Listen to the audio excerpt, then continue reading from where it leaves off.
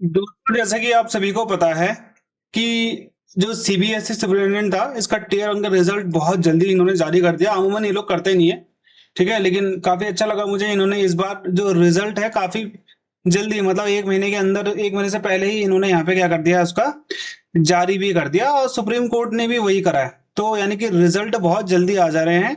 अब देखो, ये टीयर टू है, डिस्क्रिप्टिव। ठीक है, टीयर वन की कट ऑफ क्या है आप लोगों को पता है, आई थिंक 315 316 समथिंग है कट ऑफ, है ना। ये आप लोगों को पता होगी। टीयर टू कब होगा और इसकी प्रिपरेशन कैसे करें, इससे रिलेटेड ये वीडियो होने वाला है। उससे पहले एक इन्फॉर्मेशन दे देता हूं मैं। सीबीएसई ने इससे पहले एक रिक्रूटमेंट निकाली थी, assistant secretary administration academic skill education training. Assistant secretary का जो पे लेवल होता है ना, ये होता है आपका 10। ठीक है, इन्होंने इसमें 3 भर्ती कैंसिल कर दी है। आई थिंक इसमें, जहां तक मुझे पता है, इनका वो शायद इनको बंदे नहीं मिले, बच्चे नहीं मिले। वैसे पेपर तो इसका हुआ था, लोगों ने पेपर तो दिया था, बट एट लास्ट इन्होंने पता नहीं क्या करा। देखो यहाँ पे लिखा हुआ है, ये नोटिस है 8/5/2025 का, सीबीएसई की वेबसाइट में भी मिल जाएगा आपको। जो रिक्रूटमेंट प्रोसेस था, असिस्टेंट सेक्रेटरी एकेडमिक्स, एडमिन की बात नहीं कर रहा हूँ, एकेडमिक्स की बात कर रहा हूँ, स्किल एजुकेशन और ट्रेनिंग। जो असिस्टेंट सेक्रेटरी था, इसकी जो पोस्ट है वो क्या कर दी है, कैंसिल कर दी है एडमिनिस्ट्रेटिव रीजन के हिसाब से। यानी कि एकेडमिक्स, स्किल एजुकेशन और ट्रेनिंग वाला, ये तीनों ही इन्होंने कैंसिल कर दिए। एडमिन वाला इन्होंने अभी तक नहीं करा है, मे बी ना करें ये लोग। ठीक है, और भी इनकी भर्तियां कैंसिल होती रहती है, जबकि इनका सब कुछ हो गया था। ठीक है, हालांकि असिस्टेंट सेक्रेटरी जो एडमिन वाला था, उसका तो फाइनल रिजल्ट भी आ चुका है। आई थिंक बच्चों ने ज्वाइन करा है कि नहीं करा है वो नहीं पता मेरे को, ज्वाइन कर लिया होगा शायद, बहुत पहले का है।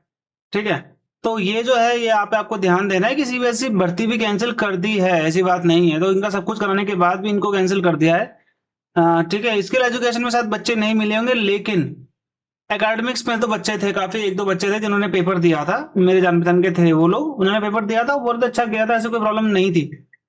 ठीक है, तो भर्ती भी कैंसिल हो गई है इनकी। अब देखते हैं यहाँ पे क्या गया है कट ऑफ। तो यहाँ पे देखो, जो सुपरिटेंडेंट का है, मैं सुपरिटेंडेंट की बात कर रहा हूँ, जेएसए की यहाँ पे बात नहीं कर रहा हूँ। ठीक है, तो यहाँ पे ध्यान देना आप, जो सुपरिटेंडेंट है उसका 313 में भी नॉट सिलेक्टेड है, 316 वाला यहाँ पे सिलेक्टेड है टीयर टू के लिए। जर्नल की बात कर रहा हूँ, बाकी मैं उसकी बात नहीं कर रहा हूँ। S C S T OBC जो आता है, ईडब्ल्यूएस, उसकी बात नहीं कर रहा हूँ। तो 315 समथिंग, 16 समथिंग कट ऑफ गई है। ठीक है, 315 16 समथिंग यहाँ पे कट ऑफ गई है। हालांकि मैंने आपको, जब मैंने वीडियो बनाया था, देख लो आप, ये वीडियो 2 वीक्स पहले का है। एक्सपेक्टेड जो कट ऑफ बताई थी आपको, ये 310 320 मैंने यहाँ पे लिखा हुआ है। ठीक है, यहाँ पे आपको 310 320 के बीच में ही आपको कट ऑफ मिली है। एग्जैक्ट बताया है 310 320 के बीच में। हालांकि 450 तक नंबर थे बताने को, मैं 310 से 350 भी बोल सकता था, हालांकि इसके बीच में जाती है कट ऑफ, लेकिन मैंने एग्जैक्ट 10 नंबरों का डिफरेंस रखा। इसे बोलते हैं एक्सपीरियंस, इसे बोलते हैं थोड़ा बहुत रिसर्च वर्क। ठीक है, मैं ये नहीं बोल रहा हूँ कि मैंने कुछ एक्स्ट्रा कर दिया, ऐसा कुछ नहीं है। बस थोड़ा एक्सपीरियंस हो चुका है, बहुत सारा ये जो काम है हमने बहुत बार कर दिया है, इस वजह से हमको एक्सपीरियंस हो जाता है कि किसकी कट ऑफ कितनी जाएगी। ठीक है, हालांकि सबका मैं नहीं करता हूँ, और कट ऑफ से थोड़ा बचना भी चाहिए इंसान को। नेगेटिव कमेंट बहुत सारे लिखते हैं, इसमें भी नेगेटिव कमेंट बहुत सारे थे, जाके देख लेना एक बार आप, ये वीडियो तो अभी भी पड़ी हुई है, उसमें कोई दिक्कत नहीं है। ठीक है, तो यहाँ पे आपको ये मिल जाएगा, ऐसा कोई नहीं है। वहां पर 310 320 मैंने कट ऑफ बता रखी है आपको, जाके आप एक बार देख लेना। देखो, टीयर टू का एग्जामिनेशन यहाँ पे क्या है, 3 घंटे का एग्जाम है। आधा पेपर लिखने वाला होगा, आधा पेपर आपका ऑब्जेक्टिव होगा। 150, जो आपके 50 क्वेश्चन है वो आपके ऑब्जेक्टिव ही आएंगे, 30 क्वेश्चन आपके लिखने वाले आएंगे। पूरा आपका 3 घंटे का टाइम है, अच्छा खासा टाइम आपको दे रखा है यहाँ पे लिखने के लिए। ठीक है, जो आपने करंट अफेयर पढ़ी है, हिस्ट्री पढ़ी है, इंडियन इकोनॉमी पढ़ी है, ज्योग्राफी पढ़ी है, साइंस एंड टेक पढ़ा हुआ है, ये आपको पढ़ना पड़ेगा। ठीक है, ये आपको, आपने पढ़ी हुई है, इंग्लिश आपने पढ़ी हुई है, बस आपको ये पढ़ना है ढंग से। ठीक है, तो ये आपको वहां पे मिल जाएगा। यहाँ पे देखो, ऑब्जेक्टिव टाइप के क्वेश्चंस भी हैं और डिस्क्रिप्टिव टाइप के क्वेश्चन भी है, यानी कि इनके तो आपको आंसर लिखने होंगे, इनके आपको टिक लगाने होंगे, जो ओएमआर शीट इन्होंने दी होगी या फिर आपकी बुकलेट टाइप की आएगी, उसी में ही आपका यहाँ पे दिया रहेगा कि इसको आपने कौन सा आपके लिए राइट है, कौन सा यहाँ पे रॉन्ग है। ठीक है, ऑब्जेक्टिव टाइप क्वेश्चंस 10 आएंगे करंट अफेयर के, हर क्वेश्चन 3 मार्क्स का है। 4 क्वेश्चन इसी में लिखने वाले आएंगे। हिस्ट्री में 4 क्वेश्चन आएंगे ऑब्जेक्टिव, 4 आएंगे लिखने वाले। इकोनॉमी में 4 आएंगे आपके ऑब्जेक्टिव, 4 आएंगे आपके लिखने वाले। ज्योग्राफी में भी सेम सिनेरियो है, साइंस एंड टेक में भी सेम सिनेरियो है। ये जो आपका पबेड आएगा, पब्लिक एडमिनिस्ट्रेशन, ये आपके 8 क्वेश्चन होंगे ऑब्जेक्टिव, 4 क्वेश्चन होंगे आपके डिस्क्रिप्टिव। इसमें तो कोई नेगेटिव मार्किंग होती नहीं है, नेगेटिव मार्किंग आपका इसमें ही है, ठीक है। ये चीज आप लोग यहाँ पे ध्यान देना। हालांकि इन्होंने नीचे यहाँ पे गलत लिखा हुआ है, वैसे 1/3 नेगेटिव मार्किंग है, मैं आपको बताया था, मैंने पहले ही बताया था, इन्होंने गलत लिखा हुआ है यहाँ पे, ठीक है। यहाँ पे क्या लिखा हुआ, ऑब्जेक्टिव टाइप के पार्ट में टीयर 2 में 2 मार्क्स मिलेंगे एवरी करेक्ट आंसर के, लेकिन यहाँ पे तो 3 मार्क्स मिल रहे हैं ना, ठीक है। And 1 marks shall be deducted, और 1 मार्क्स यहाँ पे काटा जाएगा। तो 1/3 नेगेटिव मार्किंग है, यहाँ पे 2 नहीं, यहाँ पे 3 होना चाहिए, ठीक है। इन्होंने यहाँ पे गलती करी है। तो यहाँ पे पॉलिटी के भी 8 क्वेश्चन ऑब्जेक्टिव, 4 क्वेश्चन लिखने वाले, इंग्लिश के 8 क्वेश्चन ऑब्जेक्टिव और 4 लिखने वाले, ठीक है। तो ये आपको समझ में आ गया, 50 क्वेश्चन आपके होंगे ऑब्जेक्टिव, ठीक है। और जो आपके 30 क्वेश्चन होंगे वो होंगे आपके लिखने वाले। हर क्वेश्चन आपका 5 मार्क्स का होगा लिखने वाला। 100 वर्ड में आप ये लिखकर खत्म कर देना। करंट अफेयर का जो आपका सिलेबस दे रखा है इन्होंने, national international issues, sports award, person in recent news, latest development, committee reports, UN international agencies, IMF, world bank, WTO, trade blocks, EU, EFTA, SAFTA, Asian, NAFTA, ये सब पढ़ना पड़ेगा आपको। ग्लोबल सिनेरियो में इंडिया का क्या स्टैंड है वो भी आपको यहाँ पे पढ़ना पड़ेगा। और रिसेंट एस्केलेशन जो आपने देखी इंडिया पाकिस्तान की, ऑपरेशन सिंदूर, वो भी आपको पढ़ के जाना पड़ेगा। इंडियन इकोनॉमी में बेसिक कंसेप्ट पढ़ लेना आप लोग, बजटिंग, बैंकिंग, पब्लिक फाइनेंस के बारे में पढ़ लेना, शेयर मार्केट के बारे में, स्टॉक एक्सचेंज, ठीक है, मॉनेटरी पॉलिसी, सब्सिडीज, PDS के बारे में, ई कॉमर्स के बारे में, इन्फ्लेशन क्या होती है, महंगाई कैसे कंट्रोल करते हैं, जो सेक्टर्स होते हैं, agriculture, industry, service, current state, ठीक है, क्या स्टेटस है, इकोनॉमिक प्रॉब्लम्स क्या क्या है, लिबरलाइजेशन, प्राइवेटाइजेशन, ग्लोबलाइजेशन के बारे में, LPG के बारे में पढ़ लेना।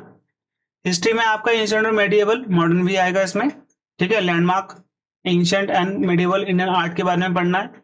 इंडियन कल्चर के बारे में पढ़ लेना। मेजर डायनेस्टीज जो है आपके, जैसे कि आपका मुगल हो गया, ठीक है, दिल्ली सल्तनत हो गया, उसके बाद आपका और भी जो है मराठास हो गए, ये सब आपको पढ़ने पड़ेंगे। फ्रीडम स्ट्रगल जो इंडिया ने किया है, मॉडर्न हिस्ट्री में पढ़ना पड़ेगा। मॉडर्न हिस्ट्री, इंडियन हिस्ट्री भी आपको पूरी पढ़नी पड़ेगी। रिलीजियस रिफॉर्म जो हुए, जैसे कि आपका प्रार्थना समाज हो गया, है ना, आर्य समाज हो गया, ब्रह्म समाज हो गया, सब आपको पढ़ना पड़ेगा। एजुकेशन सिस्टम के बारे में ये पढ़ना पड़ेगा जो अंग्रेज लेके आए।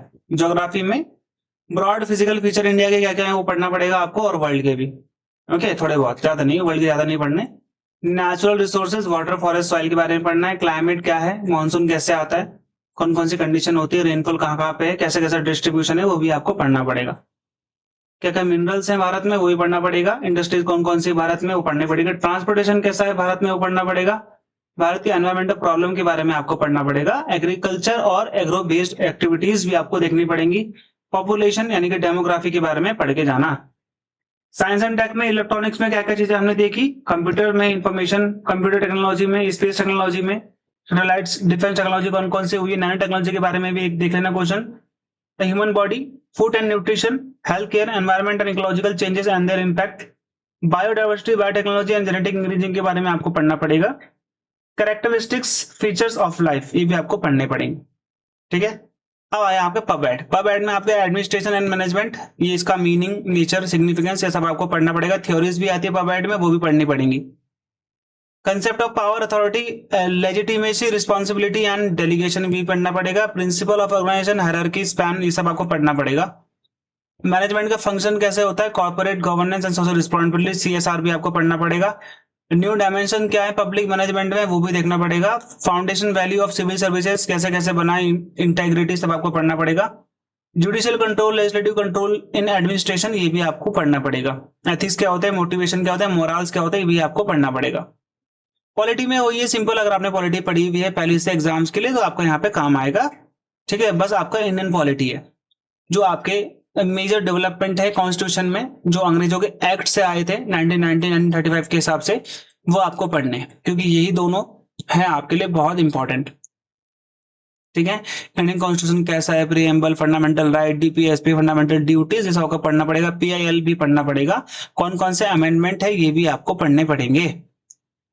यूनियन एंड स्टेट एग्जीक्यूटिव, ये भी आपको पढ़ना पड़ेगा। प्रेसिडेंट के बारे में, parliament, supreme court, election commission, CAG के बारे में, प्लानिंग कमीशन, एनडीसी के बारे में, सीबीसी के बारे में, सीआईसी के बारे में, लोकपाल और एनएचआरसी के बारे में आपको पढ़ना पड़ेगा। पंचायती राज और नगर निगम के बारे में भी आपको, नगर निकाय के बारे में पढ़ना पड़ेगा। इंग्लिश का इन्होंने सिलेबस नहीं दे रखा है। ऑब्जेक्टिव क्वेश्चन है 8, डिस्क्रिप्टिव क्वेश्चन है 4, वही ये 3 मार्क्स के हैं, ये आपके 5 मार्क्स के हैं। ठीक है, तो ये चीज आपको यहाँ पे देखनी है, मैंने आपको बता दिया।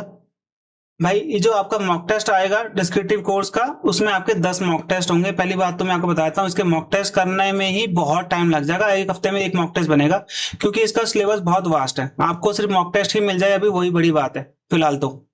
ठीक है, स्टडी नोट्स जितना मेरे से हो पाएगा मैं उतना दे दूंगा। 10 डिस्क्रिप्टिव क्लासेस मैं आप लोग के साथ लूंगा, और प्रीवियस ईयर का पेपर जो कि असिस्टेंट सेक्रेटरी एडमिन का है, वो मैं आप लोग को दे दूंगा, साथ में हम इसको सॉल्व भी करेंगे। ठीक है, तो ये और भी वीडियोस आती रहेंगी, लिंक नीचे जाके ज्वाइन कर सकते हो आप लोग क्लासेस को। जल्दी हम लोग क्लास स्टार्ट करेंगे। ठीक है, और इससे रिलेटेड वीडियोस आती रहेंगी अब। और एक्टिव रहना, जैसी वीडियो आती है आप खोल के देख लेना एक बार, आपको ही उससे फायदा मिलेगा। ठीक है, और इसकी नेक्स्ट कोई अपडेट आएगी तो मैं जरूर ही आप लोगों को यहाँ पे उससे रिलेटेड कोई ना कोई इन्फॉर्मेशन मैं आपको दे दूंगा, सबसे पहले दूंगा, ये मेरा आपको वादा है। सबसे पहले मेरे पास ही मिलती है, ये भी आप लोग को बताइए। ठीक है, तो मिलते हैं हमारी नेक्स्ट वीडियो में, तब तक के लिए गुड बाय और जय हिंद।